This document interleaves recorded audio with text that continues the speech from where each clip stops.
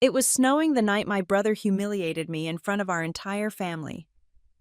The kind of snow that glows blue under the mansion lights, soft and silent, like it doesn't want to witness what's about to happen. I remember the silverware clinking, the faint crackle of the fireplace, and Lucas Caswell's voice, smooth, confident, cruel. "Careful with the silver trays, Isla. Wouldn't want the help to drop anything." The laughter came like a wave, first from his wife Vanessa, then from our mother Diana, and finally from the guests who didn't know better. It rolled through the dining hall, bouncing off chandeliers worth more than I'd earned in the last year. I froze a bottle of Merlot in one hand, a napkin folded perfectly in the other. I should have been used to it by now. The jokes, the sideways glances, the reminders that I didn't belong at my own family's Christmas table. But that night something different burned beneath my skin. They thought I was invisible. They were wrong. Lucas leaned back in his chair, wineglass balanced between two manicured fingers, eyes glinting with arrogance. "You know, Mom, it's funny," he continued. "Some people go to college, others go to serve tables. At least Isla's found her calling." Vanessa laughed again, that perfect nasal laugh she'd mastered at charity galas. "Oh, Lucas, don't tease her.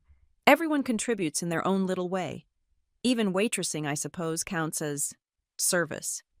I forced a smile, the same one I'd practiced for months working in the cafe downtown. A smile that hid fury behind politeness. I could smell the rosemary roast, the truffle butter, the overpriced wine luxury layered over rot. My father, Charles Caswell, said nothing. He sat at the head of the table, eyes glazed, the patriarch pretending not to hear. He'd perfected selective silence years ago, back when I stopped being useful to his company. "Would you like more wine, sir?" I asked Lucas, my voice steady.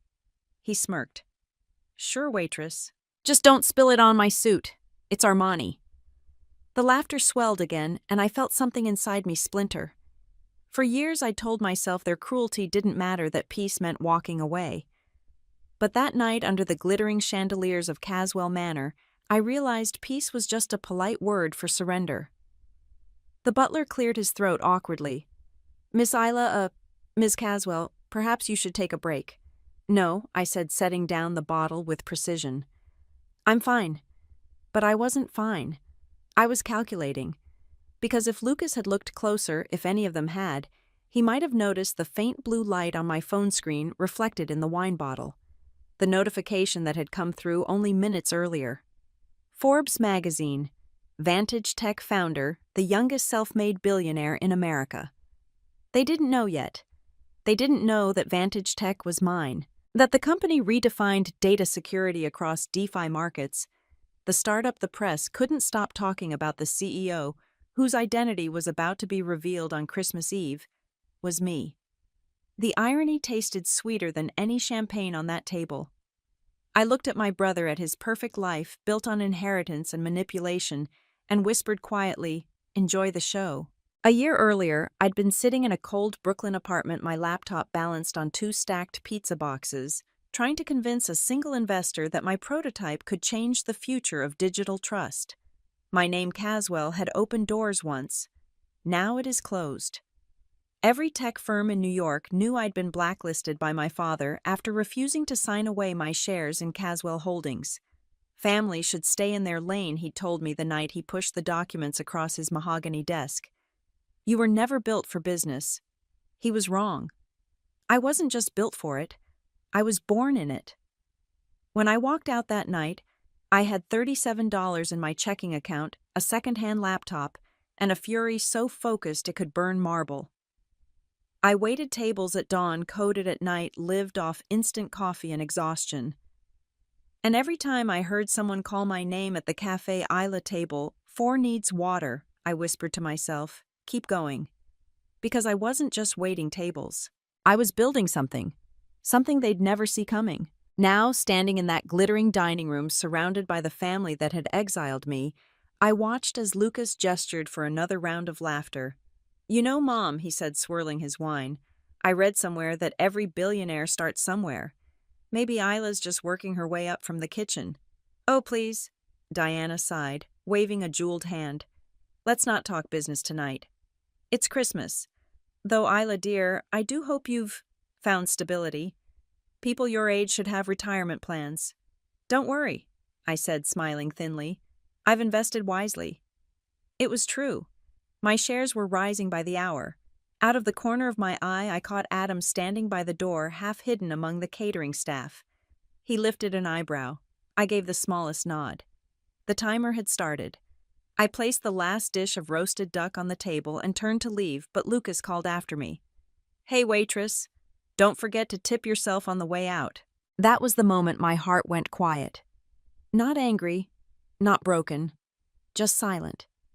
Because I finally understood the difference between losing and waiting. Losing meant it was over. Waiting meant the story hadn't finished yet. And maybe I thought, as the laughter blurred into a dull hum, maybe 5 minutes was all it ever took to change a life. By the time dessert arrived, the snow had thickened outside, wrapping the mansion in ghostly white. The guests chatted about market crashes and vacation homes, oblivious to the tremor that was about to rip through their perfect little world. Lucas's phone buzzed first, then Vanessa's, then Diana's. I was halfway across the room when I heard the first gasp. Oh my God. A pause. The sound of a chair scraping the floor. Lucas, someone whispered, "Look at this." The room went still. Only the crackle of the fire dared to move. I didn't turn around. I didn't need to. I could hear the rustle of expensive fabrics, the shuffling of panic as screens lit up one by one. Forbes, Vantage Tech founder. Isla Caswell, 27, becomes the youngest self-made female billionaire in America. No one spoke for a full 10 seconds. Then, like the slow collapse of a snow-laden branch, everything broke. Vanessa's glass slipped from her hand, shattering across the marble. Lucas's face was drained of color. My father looked up at the headline glowing on every phone, every tablet, every TV mounted on the wall. And I turned, finally meeting his eyes. "I told you," I said quietly, voice steady, "I've been investing wisely." The silence that followed wasn't awkward. It was historic. Outside, the snow kept falling soft and relentless. Inside, the Caswell empire had just cracked. And me? I just smiled, adjusted my apron, and whispered under my breath, "Merry Christmas." Because for the first time in my life, the girl they'd laughed at wasn't serving dinner. She was serving justice. I was 22 the night my father erased me from his company. It wasn't sudden, it was surgical. Cold, clean. The kind of betrayal that wears a tie and calls itself a business decision. He'd summoned me to his office at Caswell Holdings, the 42nd floor overlooking Midtown, where snow fell between the skyscrapers like slow ash. The air smelled like power cedarwood, old money, and something sterile beneath it. "Sit down, Isla," he said, not looking up from his monitor. I did, my hands pressed against my knees to keep them from shaking.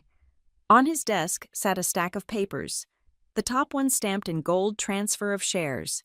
Immediate execution required. "You've been working hard," he said, finally glancing at me. "I know that. You built the data division from nothing. But it's time to think strategically. Your brother's ready to take the reins, and the board needs clarity. Family loyalty. First right?" The words slid over me like ice water. "You're asking me to give up my shares." "I'm not asking," he said, his tone soft but absolute. "You'll still be part of the family, Isla. Just not the company." Lucas leaned against the window arms, crossed, smirking like he'd already won. "Don't look so shocked, sis. You're not really a business person. You're an engineer. You like the tech stuff. Leave the real work to us." I laughed, but it came out wrong. "The real work, I've spent 3 years building the infrastructure that keeps your company from collapsing every time someone forgets how to back up a file." Father sighed. "This isn't about skill. It's about perception. Investors don't trust women in technical leadership. It's not fair, but it's the market. The market. That invisible deity he worshipped more than family morality or truth. So you'd rather cut me out than face a few sexist investors?" He didn't answer. Instead, he pushed the papers toward me, a Mont Blanc pen balanced on top. "Sign tonight, Isla. We'll transfer the shares quietly. You'll receive a settlement. $500,000. You can start something of your own. Maybe a cafe or whatever it is you do now. $500,000 for my legacy. I stood my heart hammering. No. Lucas's smile faltered. You're making a mistake. I looked between them, the father who'd built an empire on other people's brilliance and the son who'd inherited both his money and his arrogance. Maybe, I said, but at least it'll be my mistake. When I left that office, I knew I'd never step foot in Caswell Holdings again. What I didn't know yet was that my father would make sure the rest of the world closed its doors too. The blacklisting began 2 weeks later. I applied for a position at Horizon Data Systems, rejected before the interview. Then at Helix Tech, where a recruiter accidentally forwarded me an internal email. Isla Caswell, former Caswell Holdings executive. Rumor says she left after breaching NDAs. Risk not worth taking. I stared at the screen until the words blurred. Breaching NDAs. A lie crafted with surgical precision. My father didn't just remove me from his company, he scrubbed me from credibility itself. I called him once from a payphone near Union Square. He didn't pick up. Instead, his assistant left a voicemail an hour later. Mr. Caswell appreciates your passion, but requests you stop contacting him about corporate matters. He wishes you well. Wishes me well. I spent Christmas that year alone in a sublet apartment in Queens, my bank balance shrinking and my pride already gone. The heat barely worked, and the walls smelled like someone else's cigarettes. But I had something no one could take: my code. Every night after work, washing dishes at a late-night diner, I came home and wrote. Lines of Python strings of encrypted logic. I was building something I couldn't quite name yet. A way to track and authenticate financial transactions without human interference. Transparent. Secure. Unbreakable. Something that would make companies like Caswell obsolete. I didn't tell anyone. Not until a stranger with tired eyes and a Harvard sweatshirt sat at the diner counter one night and ordered coffee. You the owner, he'd asked. I laughed. If I were, I'd serve better pie. He smiled faintly, scanning the tablet I used to calculate tips. You coded this POS system yourself. I froze. How did you... The encryption. It's elegant. Not something a waitress just picks up. I hesitated. Who are you? He extended his hand. Adam Marlowe. Venture investor. Mostly early-stage startups. What are you building? I wanted to lie, but exhaustion had stripped away my caution. A decentralized financial verification engine. Real-time cross-ledger authentication for smart contracts. He blinked, surprised. You mean, like a blockchain-based trust protocol? Exactly. He stirred his coffee slowly. Does it work? Mostly. Needs funding for server access. How much? 20,000. He smiled, half amused, half impressed. You're ambitious. I'm desperate, I said quietly. He took a sip, then nodded. I'll invest 30, but I want 20%. I shook his hand before he could change his mind. That was how Vantage Technologies was born, between a cracked countertop and a cup of burned diner coffee. The months that followed were chaos and caffeine. I worked shifts until dawn, coded through the day, and slept in 30-minute bursts. Adam helped where he could, introducing me to contacts negotiating small grants. But it was my code that turned heads. 6 months later, a small blog called Tech Pulse Weekly ran a piece, Unknown Startup Disrupts Transaction Security, Vantage Technologies, raises $2.8 million seed round. I read the article in the back room of the diner, still wearing my apron. The words blurred as tears filled my eyes. Not because I was proud, but because it was the first time in years someone had written about my work without attaching my father's name. That night I walked out of the diner for the last time. My manager asked if I'd come back for the holiday rush. I told him I had other plans. The first office of Vantage Tech wasn't really an office. It was a one-bedroom apartment in Williamsburg, with Ethernet cables snaking across the floor and a mattress shoved against the wall to make space for servers. I hired 3 engineers from a freelancer forum. 2 of them quit within a week. The third, Priya Patel, stayed. She said, "You're crazy, but I like that in a founder." By autumn, Vantage had its first client, a mid-sized bank in Seattle, desperate for security solutions after a breach. We patched their entire network in 48 hours. The next week, 5 more companies called. Then 10. Adam came by one night with takeout and 2 bottles of cheap champagne. You realize you're doing what half of Silicon Valley failed to do, I laughed, exhausted. I just don't want to be invisible anymore. He raised his glass. Then stop hiding. Let people know who built this. But I shook my head. Not yet. Because I wasn't ready. Not until the right moment. Not until the world would look at the Caswells and see me instead. The day Forbes called, I almost didn't answer. Ms. Marlowe, a woman's voice said, this is Isla. Who's calling? Jennifer Cross, Forbes Technology. We've been following Vantage Technology's growth. You've disrupted 3 major sectors in under a year. Our editors are preparing a cover story on emerging tech founders. Would you be open to an interview? My throat went dry. You want to feature me? She laughed. You, Ms. Caswell, are the story. For a long time after the call, I just sat there staring at my reflection in the dark monitor. The girl who'd been told she wasn't built for business. The daughter was erased from her father's company. The waitress mocked at Christmas dinner. The forgotten heir. Not anymore. Because I wasn't just building a company. I was building proof. And soon, very soon, the people who'd thrown me away would see exactly what they'd created. The cafe on Bedford Avenue smelled like espresso and rain-soaked wool. It wasn't glamorous peeling wallpaper, humming refrigerators, and a bell over the door that jangled every time a gust of winter air slipped in. But to me, it was a sanctuary. Between the morning rush and the late afternoon lull, it was where I disappeared into my double life, barista by day, founder by night. Hey, Isla, my manager Raina called from the counter. Can you cover table 6? Guy spilled his latte again. On it, I said, tucking a strand of hair behind my ear and grabbing a rag. The man smiled sheepishly as I wiped up the mess.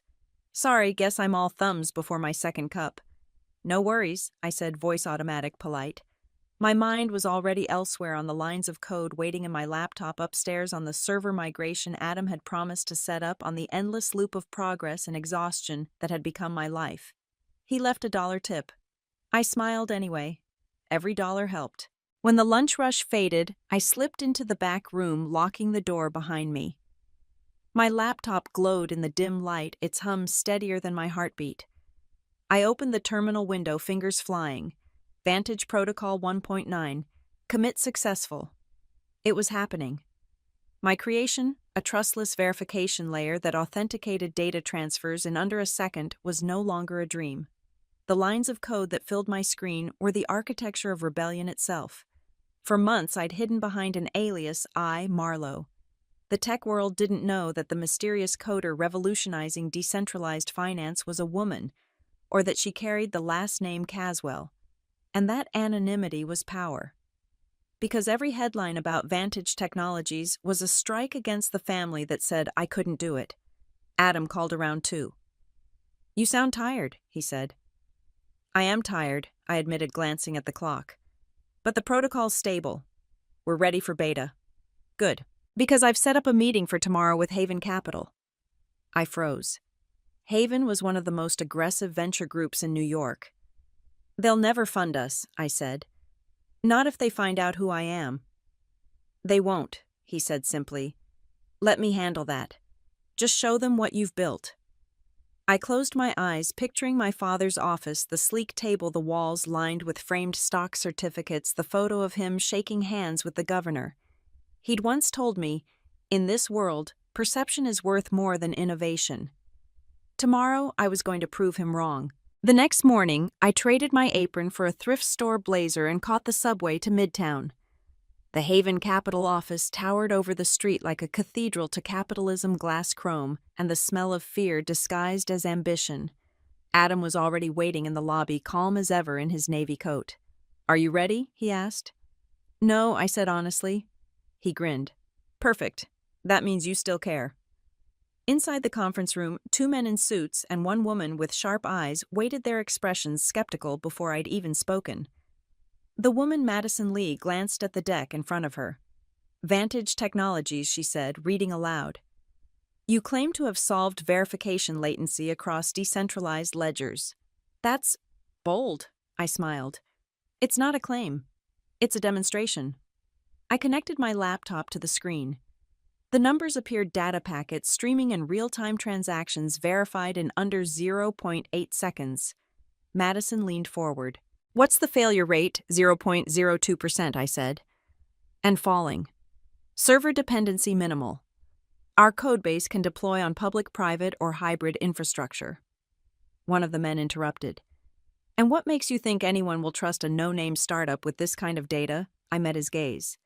Because trust is all we have left when institutions fail. For a moment, no one spoke. Then Madison sat back, tapping her pen. We'll send a term sheet by Friday.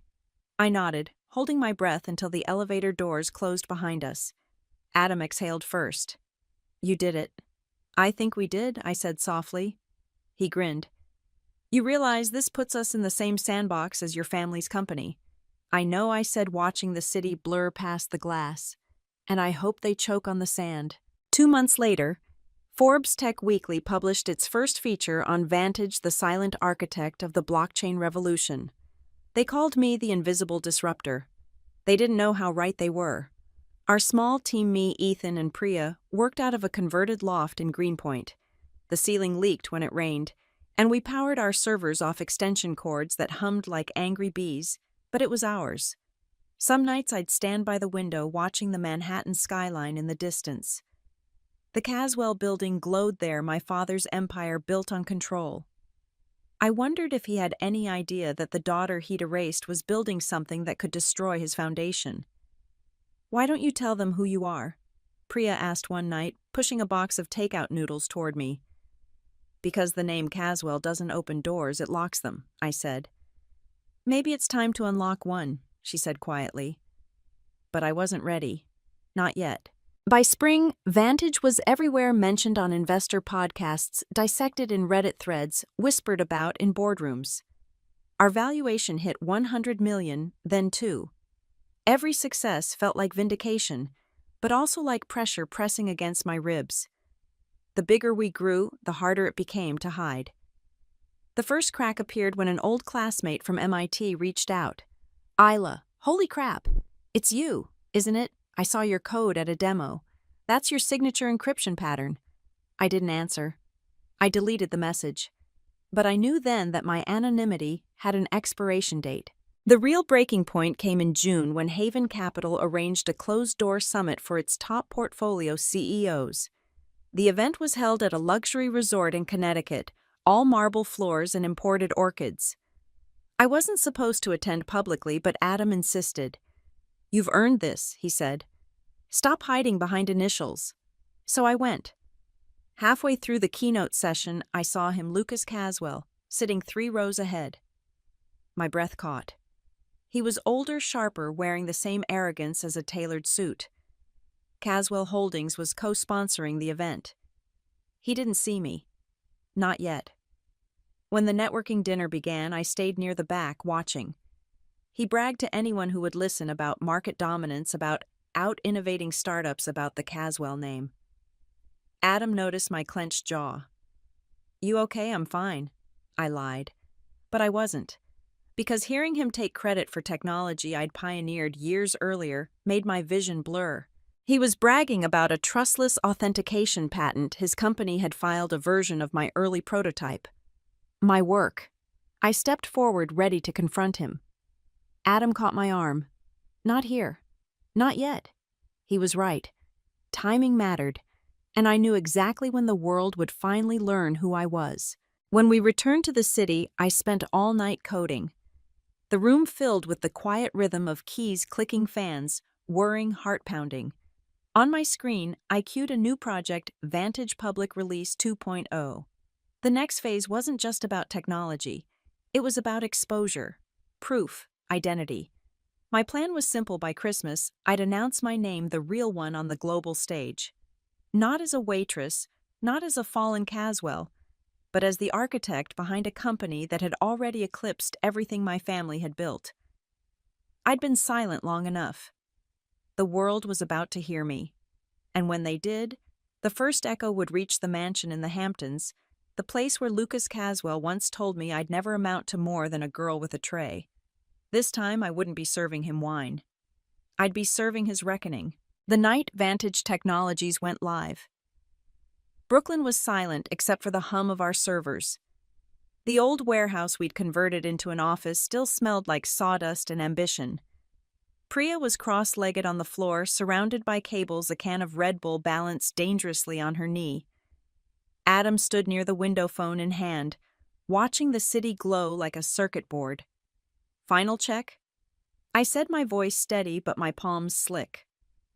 Server nodes connected, triple confirmed, Priya said. East Coast, West Coast, and Singapore are synced. Failover redundancy is at 100%.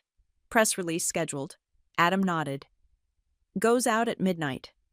Headlines tomorrow. The Ghost Company challenging Wall Street. You're sure you want to stay anonymous? I hesitated, my hand hovering over the keyboard. Not forever. Just until they can't stop me anymore. Then let's make history, he said. I pressed enter, the server's word. The lights flickered once. Then the status monitor turned green. Vantage Technologies online. No fireworks, no applause. Just a hum. The sound of something beginning. I exhaled, realizing I'd been holding my breath for hours. That's it, Priya said, smiling. You just changed the way finance works. I laughed, half in disbelief. Then why does it still feel like we're one power outage away from ruin? Adam clinked his coffee mug against mine. Because that's how revolutions start, quietly. The next morning, the headlines exploded. Tech radar: unknown startup Vantage disrupts verification infrastructure. Bloomberg: Wall Street's new threat comes from Brooklyn. Reddit: is Vantage the real deal or another crypto mirage? Within 48 hours, we had calls from hedge funds, banks, and venture firms who'd once refused to even read my name on a resume. The irony was delicious and exhausting. Another term sheet from Stratacore, Adam said, tossing a folder onto my desk. They want 10% for $5 million. Tell them no, I said, scanning through an email from a Fortune 500 executive asking for a private demo. Priya raised an eyebrow. You just turned down $5 million. Money's not the problem, I said. Control is. She smiled. You sound like someone who's been burned before. Maybe I have. What I didn't tell her was that Caswell Holdings, the company that used to be mine, had reached out too. A message from their corporate account. We'd like to discuss potential collaboration. I deleted it without responding. By October, we'd moved into a real office in Soho. 3 glass walls, 1 coffee machine that actually worked, and the kind of sunlight that made ambition look cinematic. Reporters started camping outside the building, trying to guess who the mysterious founder was. They called me the Phantom of Finance. It would have been flattering if it didn't make me nauseous. Isla CNBC wants an interview, Adam said one afternoon. They'll disguise your voice if you want. You could use this moment. I shook my head. Not yet. The tech should speak first. He sighed. You realize this mystery can't last forever. I know. I paused, glancing at the skyline beyond the glass. But when I finally show my face, I want it to be somewhere they can't look away. In November, Vantage secured its biggest contract, yet a multi-billion-dollar data integrity deal with an international finance consortium. It was the kind of partnership that could cement our status permanently. But success came with shadows. Late one night, while checking network logs, I noticed an access attempt failed but precise. Someone had tried to mirror our private architecture using old credentials tied to an internal Caswell Holdings server. My stomach turned cold. Someone's probing our systems, I told Ethan, forwarding the alert. They're using Caswell IPs. He frowned. You think it's them? Who else would know what to look for? We locked down every node, updated encryption layers, and rerouted data through decoy servers. But I knew that style. It was Lucas, or one of his engineers. My family had found me, even if they didn't know what they were looking at yet. That night I couldn't sleep. I kept picturing Lucas's smirk the way he'd laughed at Christmas 2 years ago.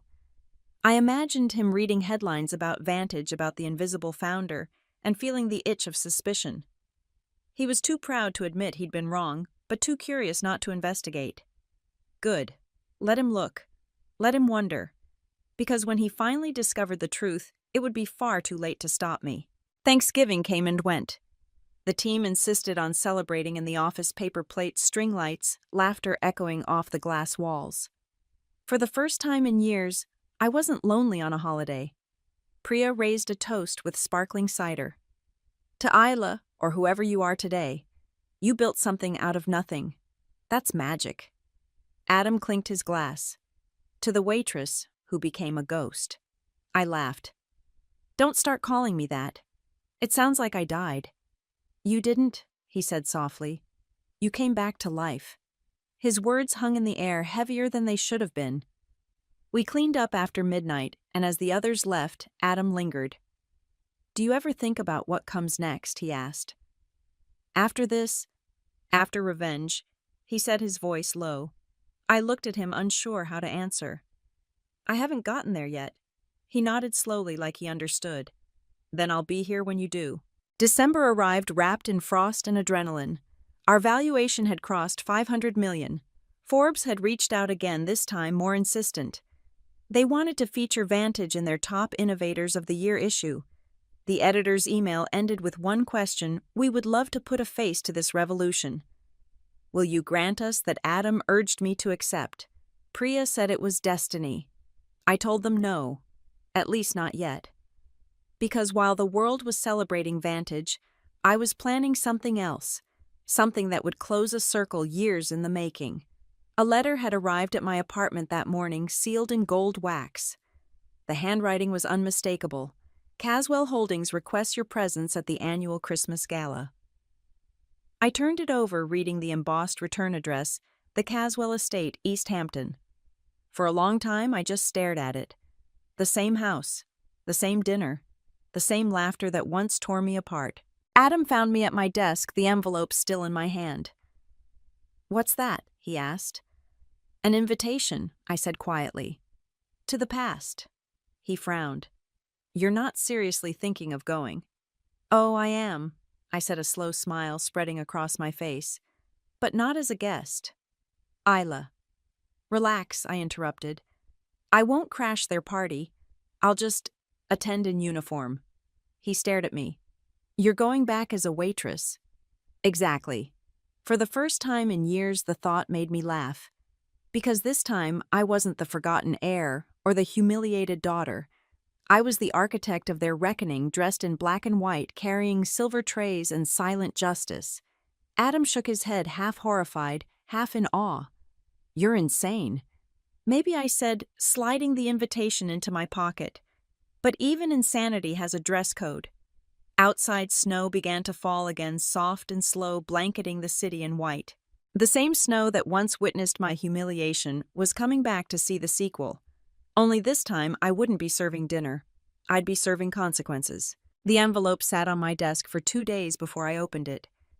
Thick cream paper, cedar-scented arrogance, my family in stationery form. I ran my thumb along the golden wax seal, the C that once meant Caswell, once meant mine. When I finally broke it, the words stared back like a dare. The Caswell family requests the honor of your presence at our annual Christmas gala. Formal attire required. For years, that invitation had been my exile notice. Every December, they sent one, knowing I wouldn't dare show my face. This time, I wasn't just attending. I was returning with intent. Adam found me staring at it, coffee in one hand, the envelope in the other. You're not really going, are you? Oh, I'm going, I said. Just not as a guest. He sighed, setting his mug down. You can't waltz into that house after everything that happened. Not yet. Waltz. Please. I'll be carrying trays. He blinked. You're serious. Dead serious, I said.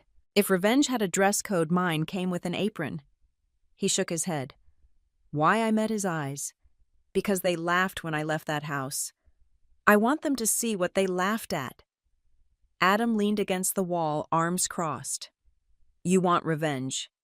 No, I said, sliding the invitation back into its envelope. I want closure. Revenge is just the wrapping paper. 3 weeks later, I drove east toward the Hamptons. The snow was relentless, smearing the world into shades of gray and memory. Every mile felt like a rewind. Every argument, every silent dinner, every dismissal dressed as concern. The Caswell mansion emerged through fog like a ghost that refused to die, 3 stories of stone and glass light spilling from its enormous windows.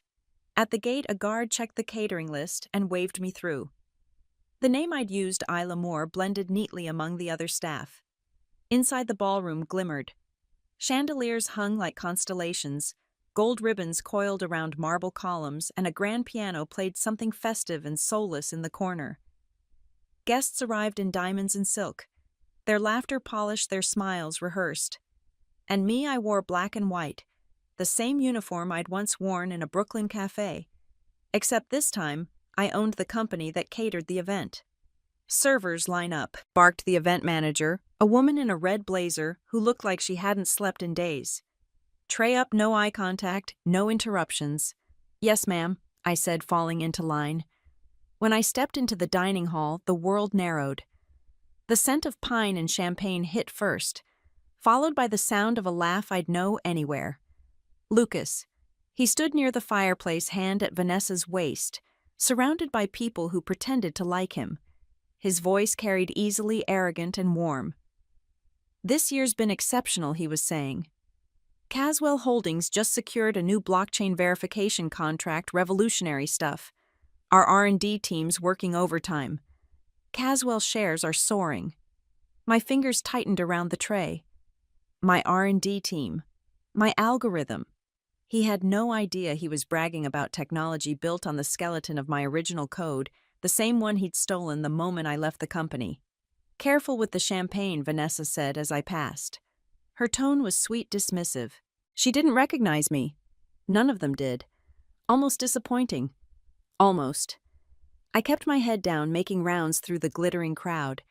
Faces blurred into noise until I reached the far end near the window overlooking the frozen garden. My father stood there. Charles Caswell, older now, slower, but still carrying that gravitational authority. Beside him, my mother sparkled in emeralds and disinterest. "Charles, a guest, said your son's quite the prodigy. I hear Caswell Holdings is entering the DeFi sector." My father smiled faintly. "Lucas has vision," he said. "It's a family trait." I nearly laughed. As I turned to refill a glass, his gaze brushed over me, brief, indifferent, and moved on. Not a flicker of recognition. Not a shred of regret. Perfect. The better the disguise, the greater the reveal. An hour later, the string quartet shifted from jazz to carols. Dinner was announced. Guests took their seats at the long mahogany table, every setting an echo of my past. I could still see my old chair halfway down where I used to hide behind napkins while Lucas commanded the conversation. "Wine?" I asked softly, stepping behind him now. He didn't look up. "Yes, thank you." I poured slowly the red, swirling through the crystal. He glanced sideways, impatient. "A bit more, please." I poured again, silent. "Thank you," he said curtly, eyes already drifting back to his reflection in the silverware. At the head of the table, my father raised his glass. To family, he said the same hollow toast as every year. To legacy, to success, to the Caswell name. The chorus followed, to the Caswell name. I stared at him thinking, you destroyed it the moment you forgot what it stood for. Across the room, Adam lingered near the entrance, hidden behind a pillar. He wasn't supposed to be here, but of course he'd come. His eyes met mine for a heartbeat, a silent question. "Are you sure?" I nodded once. Then I set the tray down. The timing was perfect. 10 seconds later, the ballroom doors opened again. A photographer and 2 journalists entered, escorted by the PR director. Caswell Holdings was about to announce its new innovation division. Lucas rose smiling, for the camera's confidence rehearsed to muscle memory. "Caswell Holdings," he began, "is entering a new age of digital integrity. We're working with—" The words died in his throat as the photographer's phone buzzed. Then another, then another. A ripple spread through the guests. Someone frowned at his screen. "Wait, is this real?" Lucas turned confused. What? Diana leaned closer, squinting. Lucas, darling, look. Every phone in the room glowed at once. Forbes alert. Vantage Technologies.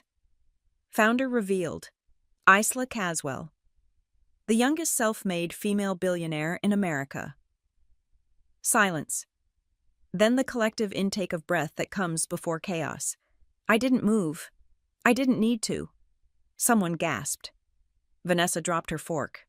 My father's glass shattered against the marble floor. Lucas's face drained of color as recognition hit like ice water. No, he whispered. No, that's me, I said softly. He spun toward me, disbelief collapsing into awe. Isla. The sound of my name after all these years felt like thunder. Miss Caswell, one of the reporters, stammered, You're here.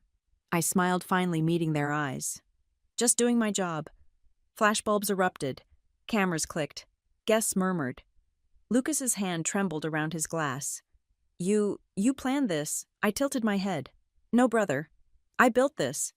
I turned to the nearest journalist. Tell Forbes I'll grant a comment later. Tonight's about family after all. Then I walked away, the weight of their stares following like smoke. Outside, the snow thickened until the world blurred into silence. Inside, their empire cracked one headline at a time. For the first time in a decade, I wasn't invisible. I was inevitable. The silence after I walked out of that ballroom was almost holy. The air outside was crisp, sharp with ocean salt and pine. My shoes crunched over snow as I crossed the marble steps, each sound a clean punctuation mark. I didn't look back. Not at the house that once defined me. Not at the family whose laughter had cut deeper than any blade. Inside, I knew chaos had taken my place. By the time I reached my car, my phone was already vibrating, notifications, missed calls, journalists, investors, old classmates suddenly remembering my name. Forbes, Bloomberg, Business Insider, all running the same headline, the waitress who built a billion-dollar empire. The irony wasn't lost on me. I sat in the driver's seat, exhaled slowly, and watched the tension bleed from my shoulders. My reflection in the rearview mirror looked different. Calm, older, detached. The kind of calm that comes after surviving your own ruin. The passenger door opened. Adam slid in snow melting in his hair. You okay? I laughed quietly. Define okay. He smiled. You just detonated a decade of family hierarchy. That dinner's going to feed Wall Street gossip for years. Good, I said softly. Let them talk. He studied me for a beat. You didn't do it for the press. No, I said. I did it because they needed to see who they threw away. The next morning, the world woke up to me. Every financial outlet carried my face, my rise, my silence. The internet is split between awe and analysis. Who was she? How did she do it? Partnership offers flooded my inbox. Startups, VCs, even a book deal. At 5 a.m., Priya texted, You broke the internet. Proud of you, boss. By 8, the office buzzed with nervous excitement. The team clustered around the big screen replaying footage from the gala. Look at Lucas's face, Priya said, laughing. That's pure panic. Adam whistled. Caswell Holdings stock is down 12% since last night. I didn't smile. It's not over. Because humiliation was only the beginning. Men like Lucas didn't fall cleanly, they dragged everyone down with them. By noon, I was proven right. My assistant called through, You'll want to see this. On screen, the Caswell Holdings logo glowed behind a row of executives. Lucas sat center jaw tight, performing composure for the cameras. My sister's venture, Vantage Technologies, is an independent entity, he said. We wish her well, though we question the integrity of her methods. My jaw clenched. She was part of Caswell Holdings before departing. Abruptly, he continued. Much of our early research contributed to her current company. We're exploring legal options to ensure intellectual property remains protected. Priya swore softly. He's calling your company a copy. Adam looked at me. We can refute this immediately. No, I said, standing. Let him dig. Both stared at me. The deeper he digs, I said, the more rot he'll expose. Every patent, every line of code carries my signature. Adam exhaled. So we play the long game. The only game worth playing, I said. That night I stayed at the office long after everyone left. The city glowed against falling snow reflections ghosting across the glass. I opened my old files, the ones from Caswell Holdings. Line after line of code scrolled by, each time stamped, each tagged with my name.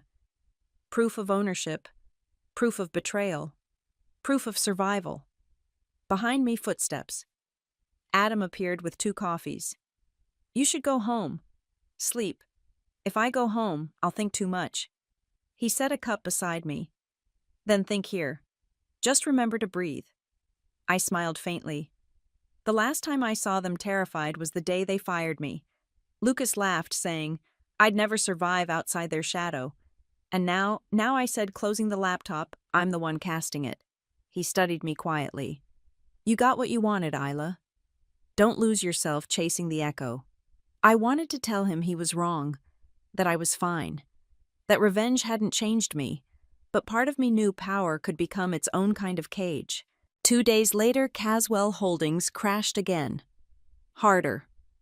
Major investors pulled out. A leaked document revealed Lucas had inflated quarterly earnings. Whispers of insider trading spread like wildfire. It was poetic justice, and it unsettled me. I hadn't done it. I hadn't leaked anything. So who had, when I asked? Priya and Ethan both denied it. We protect our success, Adam said. We don't sabotage others. Still, something in my gut twisted. Someone else was moving the pieces. That night my phone rang. Unknown number. Miss Caswell. The voice was calm, female familiar. Margaret Lane, former compliance officer at Caswell Holdings. We should talk. About what? About your brother, she said, and how he's been falsifying records for 3 years. I have proof: emails, wire transfers, board memos. He's about to bring the company down. My pulse quickened. Why tell me? Because you're the only one who'll use it properly, she said, and because he tried to destroy you. Call it professional karma. Then she hung up. By morning, the story broke: Caswell Holdings under investigation for fraud and insider trading. Stock fell 20% overnight. The board in an emergency session. Reporters at the gates. My phone buzzed, my father calling. I didn't answer. On screen, Lucas was being escorted from the building, face-pale eyes, hollow cameras flashing like judgment. I waited for triumph to come. It didn't. What arrived instead was quieter, heavier, pity. Because even as he fell, he still believed he was untouchable. That night as I left the office, Adam caught up to me. You did it, he said. The company's collapsing. Your name's cleared. It's done. Is it? I asked. He hesitated. You tell me. I looked out at the skyline, an expanse of glass and ambition. Cities don't care who wins. They only reflect who's left standing. Maybe it's never done, I said quietly. Maybe it just changes shape. He nodded slowly. Then what comes next? I smiled faintly. Next I rebuilt it. Not from spite. From freedom. Outside snow drifted in steady silence. For the first time I realized revenge was never the ending. It was just the door I had to walk through to reach myself again. The Caswell mansion was quiet the day I returned. Not the kind of silence that comes from peace, but the hollow stillness that follows collapse. Snow blanketed the drive, hiding the cracks in the marble steps, where photographers once tripped over themselves to capture a family that no longer existed. The security guard barely looked up as he opened the gate. No recognition, no resistance. The Caswell name no longer carried weight. It carried warning. Inside, the walls seemed to have shrunk. Paintings that once screamed legacy now looked like apologies. The chandelier flickered dimly, the air colder, thinner. I found my father in the study behind the same mahogany desk where he'd once signed my disinheritance papers. He looked 10 years older, though only weeks had passed since Christmas. His posture slumped. Tie loosened, the air of command replaced by disbelief. Isla, he said, my name tumbling out as if he'd forgotten how to use it. Father, He gestured to the chair opposite him. Sit. I stayed standing. You wanted to see me. I didn't have much choice. His hands trembled as he pushed a folder across the desk. Lucas is under federal investigation. They've frozen our accounts, seized the servers. The board has voted to dissolve Caswell Holdings. I looked down at the folder but didn't touch it. That's unfortunate. His mouth tightened. You don't have to enjoy this. I don't, I said. But I won't pretend to mourn what destroyed me. He rubbed his temples, exhaling. Your brother made mistakes, yes. But the company, our family, wasn't always this way. You grew up in these walls. You benefited from that legacy. I smiled faintly. Then you should have thought of that before erasing me from it. His jaw clenched. I wanted to protect the business. No, I said softly. You wanted to protect your pride. Silence stretched between us, broken only by the weak hiss of the fire. Finally he said, The government will take nearly everything. But the estate, the house, the remaining shares the trust. I can transfer those to you. It's not much, but it's what's left. I stared at him. You're giving me the ruins. I'm giving you what should have been yours. It would have sounded noble if it hadn't come so late. Keep it, I said. He blinked. What I don't want your mansion or your stock or the ghosts that live in these walls. I built something of my own. It doesn't reek of arrogance and blood money. He leaned back, studying me. You've changed. I had to. He gave a dry laugh. You sound like your mother. Where is she gone? He said simply. She left the day after the investigation started. Said she was done pretending. That I believed. My mother had always been the quiet casualty of his empire, draped in diamonds, drowning in silence. Lucas. In custody, he whispered. He tried to flee. They caught him at the airport. For a moment I saw it, my brother, wrists in cuffs, reporters shouting his name. The golden heir was reduced to a headline. He'll blame you, I said. He already has. He looked down at his hands. But the truth is, I built a son who thought deceit was strength. That's my legacy. I wanted to hate him. I'd rehearsed that hatred for years, but standing there watching him wilt under the weight of his own making, I felt something else. Not forgiveness, not yet, but understanding. You can stop building legacies, I said quietly. Start being human instead. He looked at me like he no longer knew how. I didn't stay long. The house felt like a mausoleum, and I'd already buried too many versions of myself there. On the drive back to the city, I rolled down the window and let the winter air sting my skin. Adam called as I crossed the bridge. You okay? I just had coffee with the ghost of capitalism, I said dryly. That bad. He offered me everything he lost. I told him I didn't want it. A pause. You know, most people would have taken it. I'm not most people anymore. He chuckled softly. No, you're not. At the office, the world was moving forward. Vantage thrived. Investors lined up. Journalists asked for exclusives. Our valuation doubled since the Forbes reveal. But I stayed quiet. I didn't post, didn't boast. Something in me had shifted. Revenge had been the fire that fueled me. But fires, if left unchecked, consume everything. One night, Priya found me staring out at the skyline. You look like you're somewhere else, she said. Just thinking. About them, about everything I admitted.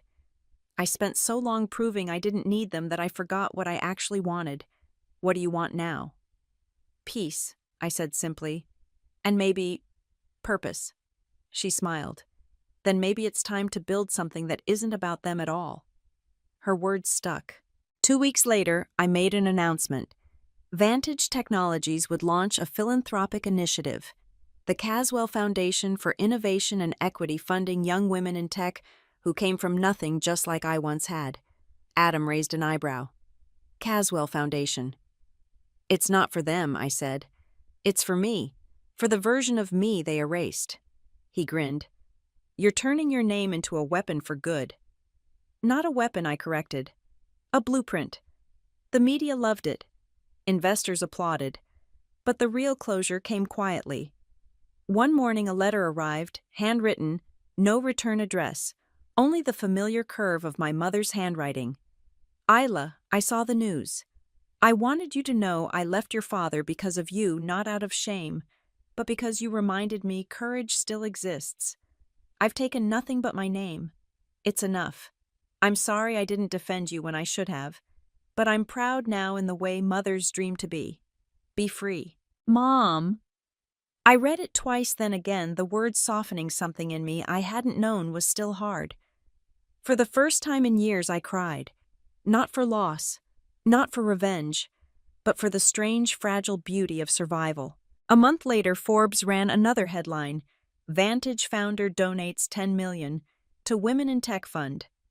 The photo beneath showed me standing among a group of young developers smiling, not the polished corporate smile, but something real. And somewhere out there, I imagined my father seeing it, realizing that the one thing money could never buy was redemption. Because you can't inherit integrity. You have to earn it, even if it means losing everything first. The morning after Forbes announced the Caswell Foundation, I woke to find my name everywhere again, but this time not for vengeance. The headlines called it a redemption arc, a generational reckoning, a billionaire rewriting her own bloodline. I didn't read past the headlines. I didn't need to, because I wasn't doing this for headlines. I was doing it for peace. But peace, I was learning, rarely arrives without ghosts. The first ghost showed up 3 days later, wearing a gray suit and a haunted expression. "Ms. Caswell," my receptionist said, peeking into my office. "There's someone here to see you. Says it's urgent." When the door opened, Lucas stood there. He looked nothing like the golden boy of Christmas past. His hair was unkempt, his tie crooked, the sharpness in his eyes dulled by exhaustion. For the first time in my life, my brother looked human and almost small. 5 minutes, I said. He hesitated before stepping inside. The door clicked shut behind him like a sentence being passed. "I didn't know where else to go," he said quietly. "That's new," I replied. "You always had everywhere to go." He gave a short, humorless laugh. "You're enjoying this." "No," I said. "But I'll admit it's strange watching you stand in my office instead of the other way around." He looked around, his gaze moving over the glass walls, the panoramic view of the skyline, the awards, the life that used to be his mirror and now mocked his fall. "This is yours," he said softly, almost to himself. "It's always been mine," I replied. "You just didn't want to see it." He rubbed his hands together like a man trying to warm himself in the cold. They froze, everything: the house, the accounts. Mom's trust. "I have nothing left, Isla. Nothing." The words hung in the air, heavy and thin. "Maybe that's what it takes," I said. "To finally understand what you did to me." He flinched. "I didn't mean to destroy you. Intent doesn't erase the consequence," I said flatly. "You mocked me, called me a failure, told everyone I'd never survive without you. You took credit for my work, Lucas, for years. You erased me and then laughed while I starved." He didn't defend himself. He just sat down, shoulders caving inward, eyes fixed on the floor. "I thought I was protecting the family name," he murmured. "Dad said you were reckless, that you'd ruin everything." I believed him. And now I see he ruined it all himself. I leaned back. "So what do you want from me?" He hesitated. "A chance to make it right." The room fell still. "You can't fix years of damage with an apology," I said.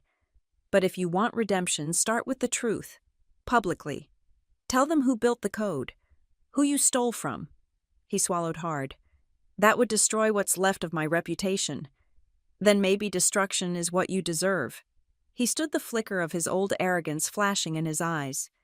"You think you're better than us now, because you have shares and stock and your name in Forbes." I didn't blink. "No. I just finally know who I am without needing you to tell me." He stared at me for a long time before nodding once. "You always were the brave one," he said softly. "I just didn't realize it until too late." Then he turned and left. Through the glass, I watched him walk away, swallowed by the reflection of the city. For a moment, I almost felt sorry for him. Almost. 2 weeks later, the second ghost arrived. I was in a board meeting when my assistant handed me a letter. Handwritten. No return address. Inside, meet me at the place where you first learned to fail. No signature. But I didn't need one. The place was obvious, the tiny cafe in Brooklyn where I'd once worked after my family cast me out. The cafe where I'd written the first fragments of the Vantage algorithm between refilling coffee cups. I went alone. The bell over the door jingled the same way it had years ago. The smell of burnt espresso and nostalgia hit me all at once. In the corner booth, my father sat waiting. He looked worse than Lucas, his suit loose, his eyes ringed with sleeplessness, but still carried that trace of authority, brittle and frayed. "I wasn't sure you'd come," he said. "I almost didn't," I replied. He gestured to the seat. "Please." I sat more out of curiosity than grace. I wanted to say. He paused, struggling with words that didn't come easily to men like him. "You were right. About everything." The admission landed with the weight of a confession. "I built an empire," he continued, "but I never built a family. I thought I could manage both the same way. That control meant love." He exhaled shakily. "But people aren't assets. They're not stocks to be traded for loyalty." I didn't speak. I just listened because silence was the only thing that didn't wound him. "Why tell me this now?" I finally asked. "Because I saw your foundation," he said quietly. "Because I saw our name doing something good for once. And because I wanted you to know I'm proud of you even if I never deserved to be." For a moment my throat closed. I hadn't realized how much I needed those words until I heard them. "Do you want forgiveness?" I asked. He shook his head. "No. Just for you to keep doing what you're doing. Make the Caswell name mean something again. Something clean." There was a tremor in his voice, a faint echo of the man he might have been if greed hadn't corroded him. He slid an envelope across the table. "This is all I have left. 5% of the remaining Caswell shares. Worth almost nothing now. But maybe one day it'll be more." I looked at the envelope but didn't touch it. "Keep it," I said. "Let it remind you of what you lost." He nodded slowly. "You sound like your mother." "Good," I said softly. "She's the only one who ever told me the truth." When I walked out, snow was falling, slow, quiet flakes catching in the amber streetlight. I stopped at the corner where I used to wait for the bus after late shifts, clutching a notebook filled with sketches of impossible ideas. That girl still lived somewhere inside me. But she wasn't waiting anymore. She was walking forward. A week later, Forbes emailed again. They wanted a follow-up feature, the family empire that ate itself and the woman who rebuilt it. I declined. Instead, I sent one line back. "This isn't a story about revenge. It's a story about reclamation. Because revenge ends. Reclamation doesn't. It keeps growing, branching into something cleaner, braver, more human." That night I stood at my office window, the city below blanketed in snow that glowed like a fresh page. Adam joined me, his reflection merging with mine in the glass. "You did it," he said softly. "No," I said, watching the snowfall. "I survived it." He smiled. "Same thing in the right light." I turned to him, the skyline glittering behind us. "Maybe," I said. "But survival's only the first chapter." He raised an eyebrow. "And the next living," I said simply. And for the first time in years, I knew exactly what that meant. Not building empires out of glass and gold, but growing roots in the ashes. Not in power, not in wealth, but in peace. The first snow after the scandal didn't feel like a season, it felt like a reset. By January, the city had turned white, the air sharp enough to taste. I walked to work most mornings now, wrapped in a gray coat that wasn't designer, sipping coffee from a corner cafe instead of the executive machine that used to define my mornings. For the first time in years, my routine felt like mine. At Vantage, things had finally stabilized. The chaos after the Forbes revelation had faded into rhythm. Contracts were steady. Investors stopped calling daily to check in. Our team expanded to 50 employees, and for the first time when I entered the office, people didn't go quiet, they smiled. But beneath the success, something quieter began to take root. A restlessness I didn't recognize. Priya noticed first. "You're too calm," she said one morning, flipping through quarterly projections. "You've hit every target. Most founders would be celebrating right now." I smiled faintly. "Maybe I'm not like most founders." She tilted her head. "Or maybe you don't know how to stop fighting." The words lingered long after she left. Because she was right. For so long, I'd been defined by defiance against my family, against their cruelty, against the fear of never being enough. Fighting had become my oxygen, and now in the quiet aftermath of victory breathing felt strange. Silence, I was learning, could be terrifying. That night I walked through the city without purpose. The streets shimmered under street lamps, puddles of melted snow catching reflections of skyscrapers like mirrors to another life. My feet carried me where my thoughts wouldn't admit I wanted to go. Pier 14. It looked smaller than I remembered. The boards creaked underfoot, and the ocean wind bit at my cheeks. I used to come here with Lucas when we were teenagers, sneaking out after midnight to dream about futures we'd never live.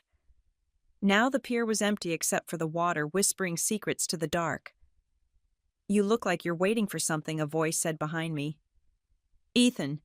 He held 2 steaming cups of coffee, his hair dusted with snow. "Just thinking," I said, "about how everything I used to want feels different now." He handed me a cup. "Different how?" "When I built Vantage, it was about proving them wrong. Every line of code, every late night, I wanted to show them they couldn't break me. But now," I exhaled, watching the steam rise and vanish. "Now I just want to build something that outlasts all of this. Something that matters." He nodded, quiet for a moment. "You know, when I first joined you, I thought you were out of your mind. The secrecy, the fake names, the way you built everything in the shadows." I laughed softly. "You weren't wrong." "But I get it now," he said. "You weren't hiding, you were healing." The wind whipped between us, carrying our words out to sea. "And you stayed anyway," I said. He smiled. "Some people are worth staying for." The silence that followed wasn't awkward. It was steady. The following week brought an unexpected visitor. My mother. She appeared in the Vantage lobby without warning, no driver, no pearls, just a wool coat and eyes that looked both tired and new. "Isla," she said softly. The sound of my name in her voice startled me. I stood unsure if I should brace or embrace. "May I come in?" she asked. I nodded, leading her to my office. Her gaze moved slowly over the glass walls, the hum of servers, the soft laughter from the open workspace beyond. "This place suits you," she said, running her hand across the polished table. "It's alive." "So are you," I said. Her smile trembled. "I left your father. Sold the house. Sold everything. I'm in Boston now. It's small. It's quiet. It's mine." For a moment I couldn't breathe. "Why now?" "Because watching you rebuild showed me I didn't have to keep living in ruins." Her words cracked something open inside me. "I thought you hated me," I said. "I did," she admitted, "because it was easier than hating myself." She reached across the desk, her hand cold but steady. "You reminded me that courage doesn't die, it just waits." My throat tightened. "I'm proud of you," she said, tears bright in her eyes. "I should have protected you. I didn't. But I see you now." I stood and pulled her into an embrace. She trembled in my arms. "It's strange," she whispered. "Forgiveness feels lighter than guilt." "It always does," I said. The next few weeks passed in a kind of quiet bloom. My mother visited often. Sometimes she'd bring tea and stories about her tiny apartment. Sometimes she'd just sit in the lounge watching the team with quiet admiration, as if she'd found the family she'd always wanted to belong to. In February, the Caswell Foundation launched its first scholarship. 10 young women. 10 stories of resilience. Priya handed me a letter one evening, her smile small but knowing. "Read this one." It was from a girl named Elise, 17, daughter of a waitress from Ohio. "I saw your story, Ms. Caswell. I'm not smart enough for MIT or rich enough for Stanford, but maybe I can be brave enough to try. You made that seem possible." I folded the letter slowly. "That's it," I said. "That's why all of this mattered." Priya grinned. Revenge never looks as good as hope, does it? No, I said, laughing softly. It never did. March came with another letter. This one was from my father. The handwriting was still precise, though the ink trembled slightly. Isla, I won't ask for forgiveness. I don't deserve it. But I wanted you to know I'm selling the last of the Caswell assets. The proceeds will go to your foundation. Consider it restitution, not redemption. Redemption is yours now. You built it yourself. Charles Caswell. I read it twice, then tucked it beside Elise's letter in my desk drawer. 2 voices, 2 generations, both admitting what power never could sometimes destruction is the only path to clarity. That night I went back to Pier 14.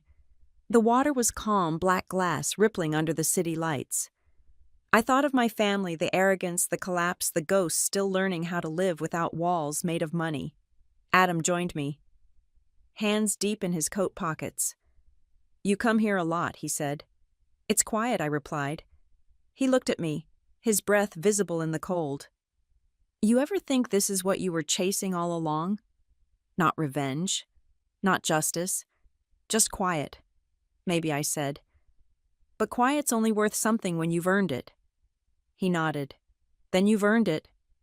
We stood there until our hands went numb, the city's hum fading behind us. When I finally walked away from the pier, I didn't look back.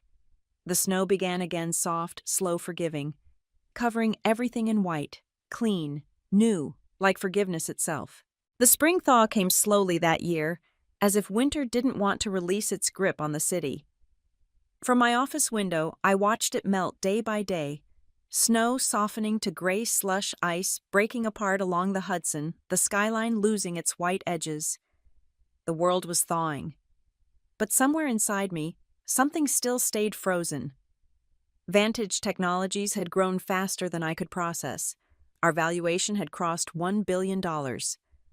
I said the number once just to hear it out loud, and it still felt like fiction. The press called me the quiet billionaire. I didn't mind the title. Silence, after all, had built me. But success has a way of shining light into places you'd rather keep dark. And light, I was learning, always comes with a price. It started on an ordinary morning.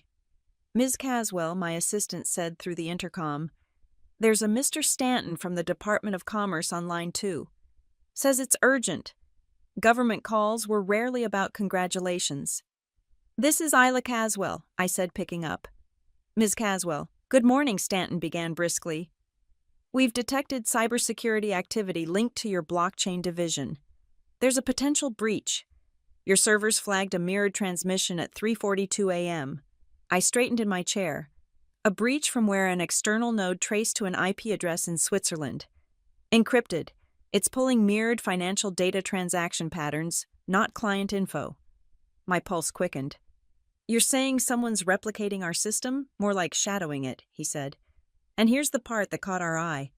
They're using Caswell Holdings' legacy code." The words dropped like a stone.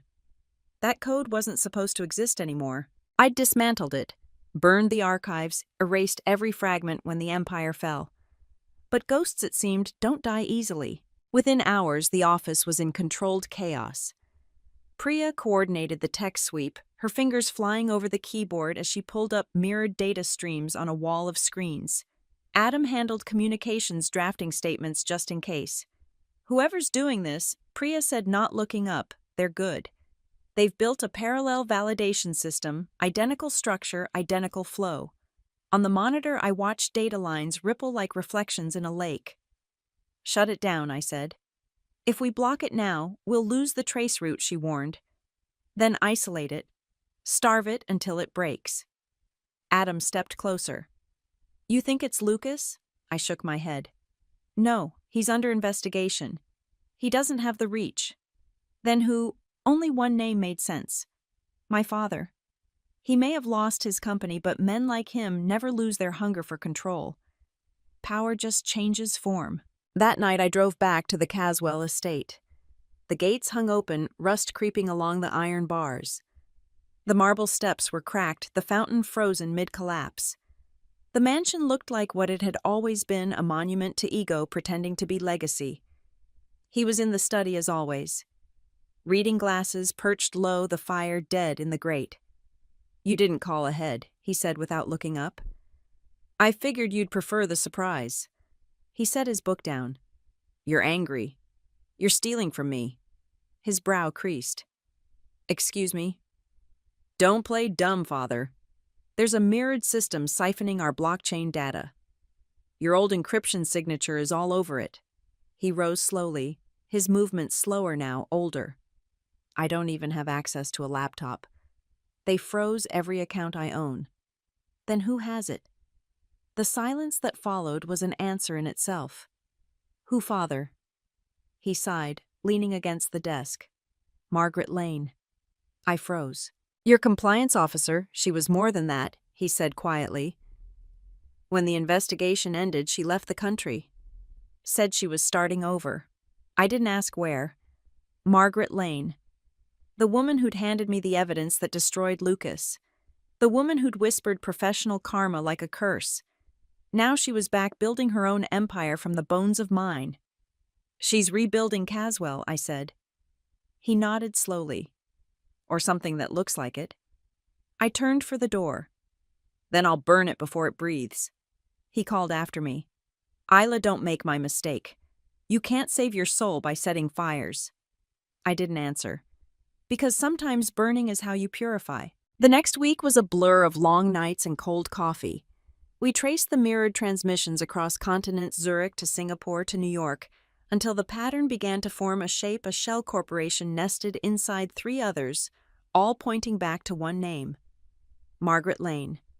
"She's building a parallel company," Priya said, scrolling through the data. "Same architecture, same blockchain system. She's calling it Caswell Digital." Adam frowned. "She's weaponizing your design." "No," I said quietly. "She's weaponizing my history. By the 3rd night, we had enough evidence to file injunctions and freeze her assets. But I didn't want paperwork. I wanted a face."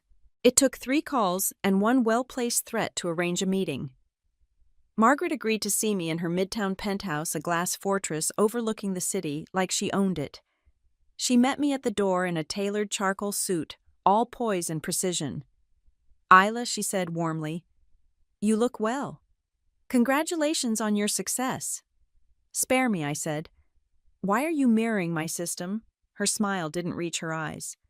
"Because your system was built on the foundation I helped create. I was there, remember I signed the contracts. I buried the secrets. You inherited a corpse, Isla. I'm resurrecting it. You're stealing intellectual property. I'm reclaiming what your family abandoned." I stepped closer. "You're rebuilding something rotten and calling it progress. Don't mistake greed for vision." Her gaze hardened. "And don't mistake morality for power." The room crackled. 2 women forged in the same fire, standing on opposite ends of its ashes. "Walk away, Margaret," I said, "before I take everything from you." Her lips curved slightly. "You already did." That night, the adrenaline drained, leaving only exhaustion. Priya found me in my office, surrounded by silence and city light. "The injunctions went through," she said gently. "Her accounts are frozen." "Good." She hesitated. "You don't look relieved." "I'm not. Because it never ends." I met her eyes. "Because I keep going back to make sure it's really over." She smiled sadly. "Maybe that's the problem, you keep digging up the ashes just to see if they still burn." Her words landed softly but cut deep. Maybe she was right. Maybe I'd confused peace with vigilance. Maybe light and fire weren't so different after all, both could blind you if you stood too close. I turned back to the window. The last of the snow had melted. The streets below gleamed with rain and possibility. For the first time, I didn't want to fight. I just wanted to rest. Outside, the city pulsed with new beginnings, and as the river thawed and the first buds broke through the soil, I felt something inside me finally give way, the edge softening, the anger loosening, the light finding me instead of the other way around. Spring had come, and with it the first fragile promise of peace. It felt poetic that the year would end exactly where everything had begun at Christmas dinner. My mother insisted on hosting. Not at the old Caswell mansion, which now sat dark and empty like a mausoleum of pride, but in her small brownstone on the Upper East Side. "It's time to make new memories," she'd said on the phone, her voice light, unburdened. I'd almost said no. But something inside me whispered that this table this night was the final act of a story that needed to end where it started. So I said yes. Snow fell in lazy spirals as I climbed her stoop, the city glowing gold beneath streetlights. Inside, the scent of rosemary and orange peel mixed with the low hum of jazz. The laughter drifting from the dining room didn't sound forced, it sounded human. And then I saw him. Lucas. He stood by the fireplace, a glass of wine in hand. The tailored navy suit was familiar, but the man wearing it wasn't. The arrogance in his shoulders had softened, the gleam in his eyes dimmed to something quieter. Regret, maybe. "Isla," he said, setting the glass down. "You came." I did. A ghost of a smile. "Guess there's a first time for everything." My mother slipped between us, her eyes moving anxiously from face to face. "No fighting tonight," she said gently. "Please." "I didn't come to fight," I said. And for once it was true. The table wasn't grand like the ones from our childhood Christmases, but it was warm. My mother had set it with care, mismatched plates, real candles, napkins folded into tiny stars. Adam arrived a few minutes later, snow clinging to his coat, his grin effortless as always. Lucas raised an eyebrow. "Your business partner?" Adam smirked. "Something like that." I shot him a look. He only grinned wider. The meal began politely. The kind of small talk that holds its breath, weather, politics, the new subway delays. My mother served turkey and cranberry sauce, and for the first time in years, the air wasn't heavy with judgment. Until Lucas spoke. So he said, swirling his wine, "I heard about your little empire. Forbes couldn't stop talking about you this year."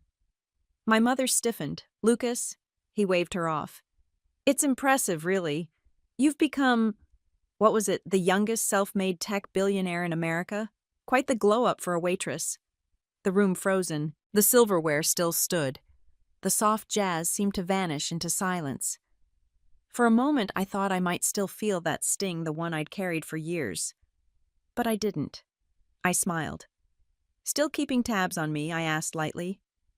"You used to mock me for being obsessed with work.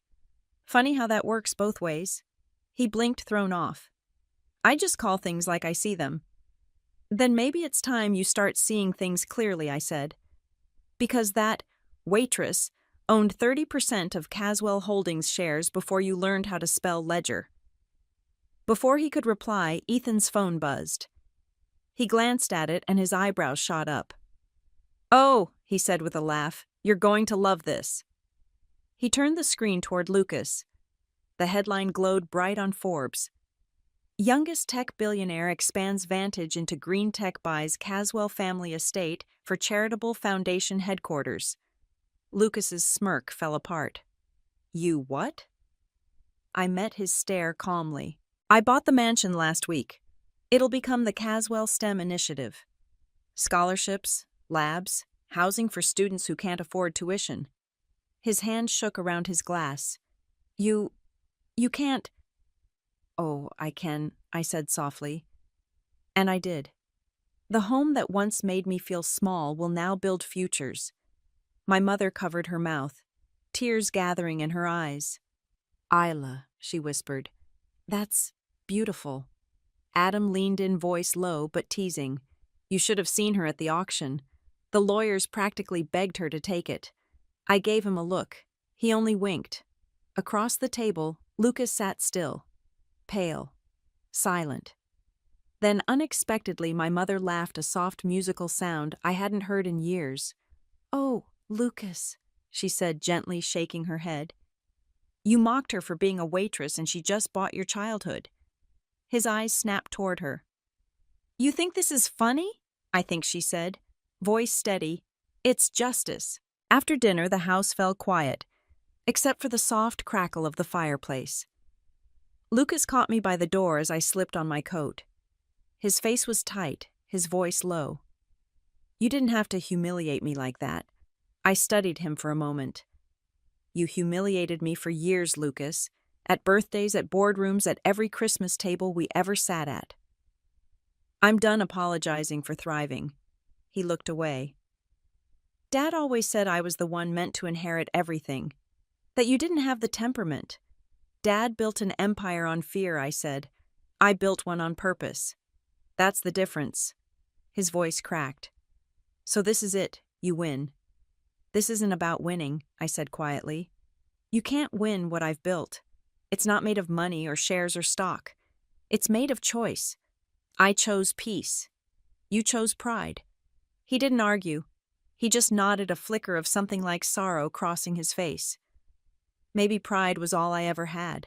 Then he turned and walked into the snow, his figure fading into the white. Inside, my mother wrapped her arms around me.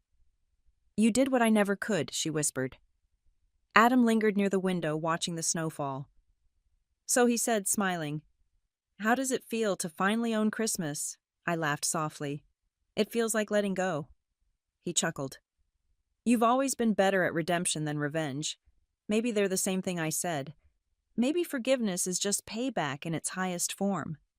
He reached out, brushing a strand of hair from my cheek. "Then consider me impressed." His hand lingered for a heartbeat too long. I turned back toward the dining room.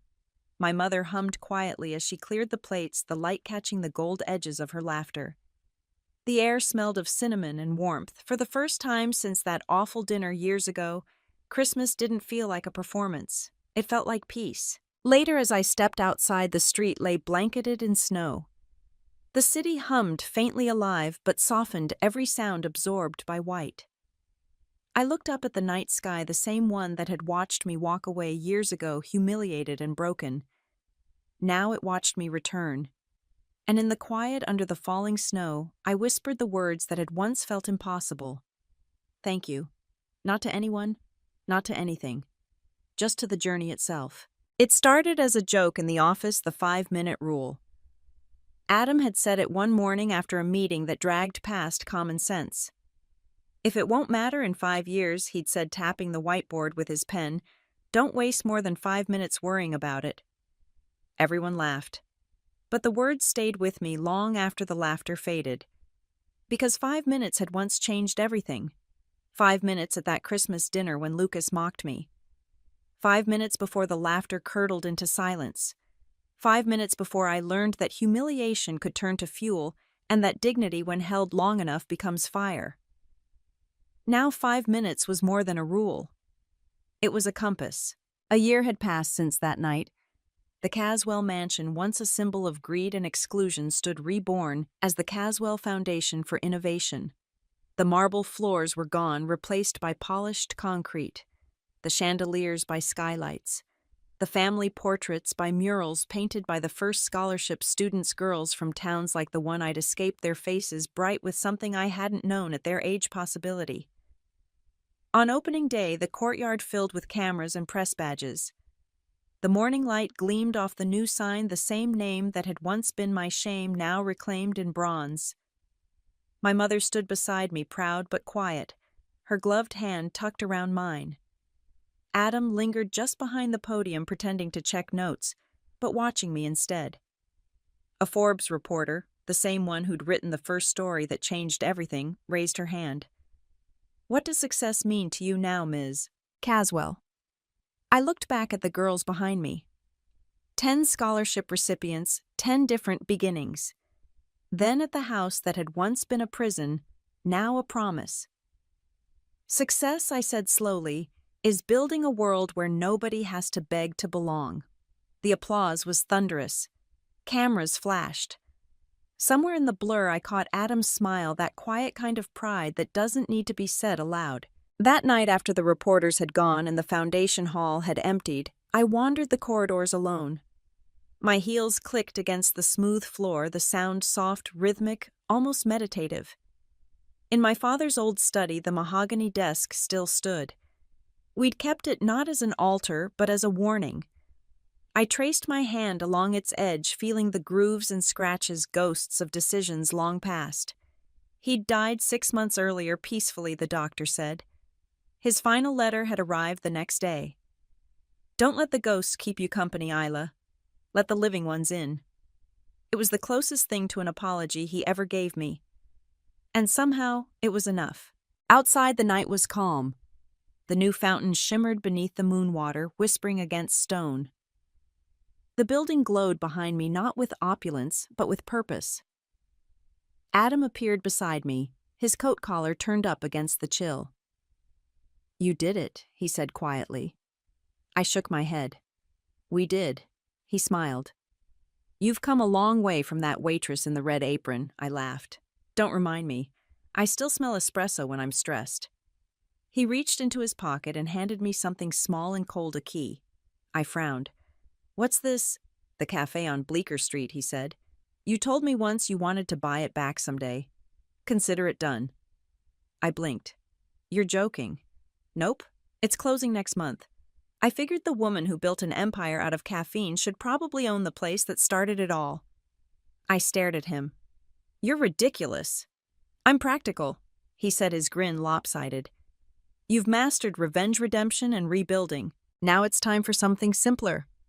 Like coffee, like peace." I turned the key in my hand. "Maybe I'll rename it." He raised an eyebrow. To what I smiled. 5 minutes.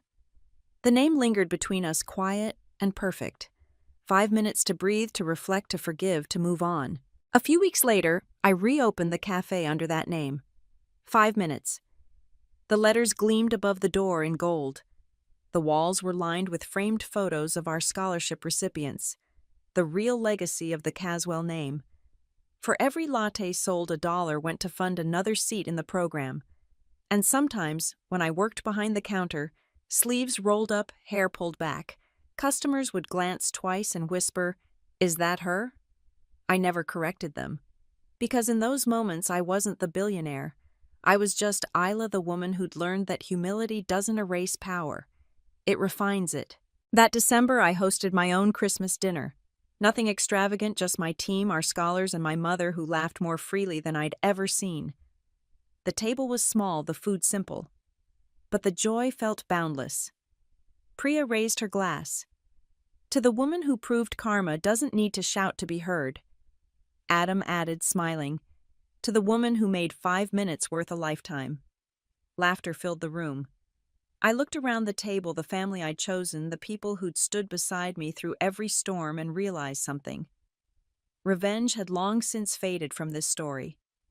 What remained was legacy. Not built on power or wealth or fear, but on dignity. After everyone left, I stepped outside. Snow fell in slow, steady flakes, the air alive with quiet. Across the street, through the cafe window, the open sign glowed faintly. A few students sat inside coding, sketching, laughing. And that's when it hit me. The circle was complete. The waitress had become the woman who owned the building. The girl who'd been mocked had built something that outlasted the mockery. The family that fractured under pride had found its redemption in purpose. I looked up at the night sky, the same sky that had witnessed my humiliation, my exile, my return. And I whispered a thank you, not to the past, but to the journey, for the humiliation that became strength, for the isolation that became the purpose, for the 5 minutes that remade my life. The next morning, Forbes ran one final feature, a photo of me standing in front of the cafe, coffee in hand, smiling. The 5-minute billionaire. How Isla Caswell turned humiliation into hope. I laughed when I saw it, not at the headline, but because it didn't define me anymore. I had already written my own ending. And it wasn't revenge. It was peace. If someone's ever underestimated you, if they've laughed at your dreams or told you that you'd never belong, remember this. 5 minutes can break you, or 5 minutes can remake you. It's your choice which story you tell. And if this story reminded you that dignity is the quietest form of power, like, comment, and share it with someone who needs to hear that their time is coming. Because sometimes all it takes